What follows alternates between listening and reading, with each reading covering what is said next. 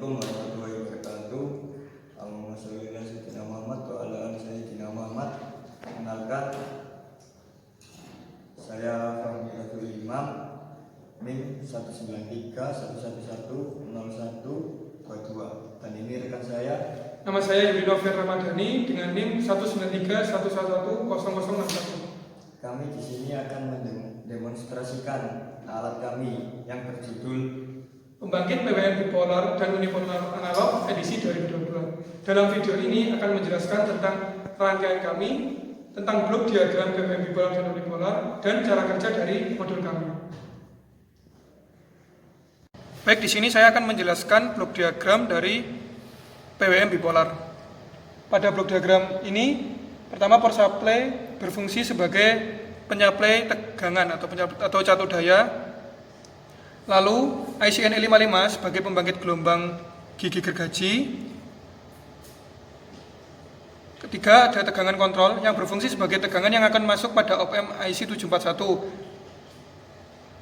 Dan ini digunakan untuk mengatur duty cycle. Pada blok 4 yaitu op-amp IC741 menggunakan dua buah op-amp IC741 dan berfungsi sebagai komparator antara tegangan keluar dari IC-NE555 dan tegangan kontrol atau V tegangan referensi. Keluarannya antara pulsa PWM bipolar 1 dan 2 berbeda fasa 180 derajat. Lalu pada blok terakhir yaitu gelombang PWM bipolar gelombang PWM bipolar merupakan gelombang keluaran dan dihasilkan dua gelombang PWM bipolar. Baik, di sini tersaji blok diagram unipolar atau PWM unipolar. Pertama, blok diagram power supply berfungsi sebagai supply tegangan untuk IC pembangkit sinyal segitiga dan op-amp IC741. Lalu ada op-amp IC741 di kiri sebagai pembangkit. Ketiga yaitu ada tegangan kontrol yang berfungsi sebagai tegangan yang akan masuk pada op-amp IC741 dan digunakan untuk mengatur duty cycle. Lalu keempat ada op-amp IC741 menggunakan dua buah op-amp IC741 yang berfungsi sebagai konverter, yakni mengubah fasa dan membandingkan dengan tegangan kontrol. Lalu keluarannya yaitu terdapat dua buah gelombang PWM unipolar yang menjadi keluaran. Untuk sesi ini akan menjelaskan tentang cara kerja dari modul kami yaitu modul PWM bipolar. Setelah semua kabel prop terpasang, lalu kita nyalakan power supply. Terlihat gelombang 1 dan gelombang 2 sudah dilihat dari osiloskop.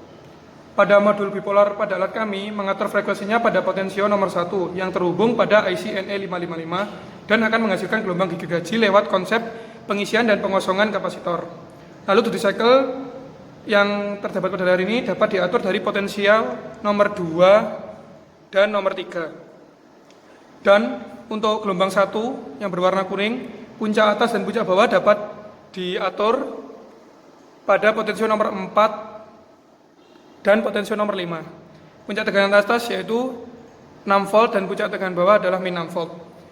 Hal itu juga berlaku pada hasil sinyal keluaran 2, yaitu dapat diatur puncak atasnya pada potensial nomor 6 dan dapat diatur dengan puncak bawahnya pada potensial 7. Nah, kita akan demonstrasikan pengaturan duty cycle dan frekuensi. Pada potensial 1 dapat mengatur frekuensi dari dua gelombang. Terlihat terjadi perubahan frekuensi tanpa mengubah duty cycle. Lalu pada potensial 2 dan 3 sebagai pengatur duty cycle kita uji. Terlihat duty cycle berubah menjadi 13. Tambah lagi duty cycle mencapai 72. Lalu untuk kedua kita ubah, duty cycle terlihat 77. Tambah lagi duty cycle mencapai angka 19. Nah, pada potensio pengatur puncak kita coba jika uji juga. Ini berarti puncak atas akan turun. Pada puncak bawah juga akan turun. Lalu pada potensio nomor 6 sama, bisa diatur tinggi rendahnya puncak atas dan pada puncak bawah juga. Pada PWM bipolar ini menghasilkan dua gelombang yang fasanya berbeda. Bisa dilihat ketika atas T-on atau gelombang sedang high, pada gelombang 2 akan muncul gelombang low. Seperti itu. Terima kasih. Setelah dinyalakan power supply dan dihubungkan, lalu terlihat pada osiloskop gelombang 1 berwarna kuning atau output keluaran 1 dan output keluaran 2 berwarna biru.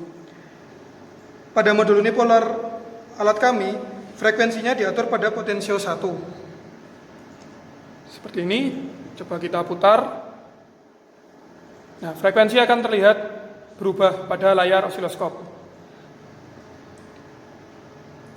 Potensio itu dihubungkan dengan IC op-amp LM741 sebagai pembangkit gigi segitiga. Lalu outputan dari op-amp pembangkit akan dimasukkan ke op-amp lagi, yaitu pada op-amp 1 di atas dan op-amp 2 untuk menghasilkan 2 buah sinyal gelombang unipolar. Pada alat ini terjadi berbeda fasa dan terjadi sedikit penggeseran. Hal ini terjadi karena output dari pembangkit gelombang segitiga dimasukkan pada kaki non-inverting op-amp 1 dan dihubungkan pada kaki inverting pada op-amp 2. Duty cycle akan diatur pada potensio 2 dan 3. Kita demonstrasikan pada potensio 2. Baik, terlihat duty cycle akan berubah. Lalu kita ubah pada potensio 3. Duty cycle akan berubah. Nah, pada video ini terlihat bahwa gelombang terjadi goyang, sedikit goyang. Itu karena pada frekuensi tertentu gelombang tidak maksimal. Kita coba pada frekuensi 90. Kita lebarkan dulu pembacaan, lalu kita set. Baik, di sini pada channel 1 duty cycle 56 dan pada channel 2 kita set coba. Akan mengecil menjadi sekitar 9 sampai 10 duty cycle-nya.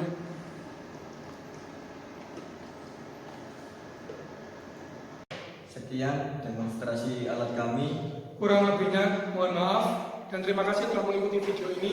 Kami tutup. Wassalamualaikum warahmatullahi wabarakatuh.